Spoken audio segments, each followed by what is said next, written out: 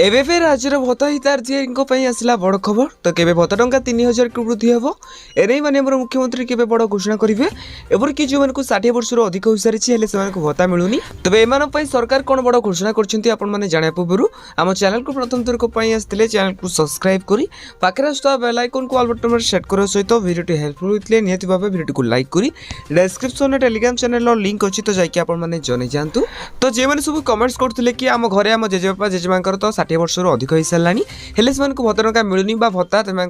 आवेदन होनी तो देखो से गवर्नमेंट ऑफ ओडिशा तरफ गोटे आप्लिकेशन आसी जहाँकि आम ओडिशा जहाँकि निज व्हाट्सएप माध्यम आपने घरे बसिकी आवेदन करेंगे तो आपण जनसेवा केन्द्र जावाक पड़ोनी आपजे घरे बसिकी व्हाट्सएप माध्यम ऑनलाइन आवेदन करेंगे भत्ता टंका पाइबापी तो से आम साथी गवर्नमेंट ऑफ ओडिशा तरफ जो वेबसाइट लॉन्च कर तो से कौन सब फैसिलिटी रही है कहवा तो भत्ता टंका आवेदन एपरिक caste certificate residence certificate income certificate एपरिक तहसिल काम रही एपरिक बहुत सारा कार्य रही जमीक बार्थ सर्टिफिकेट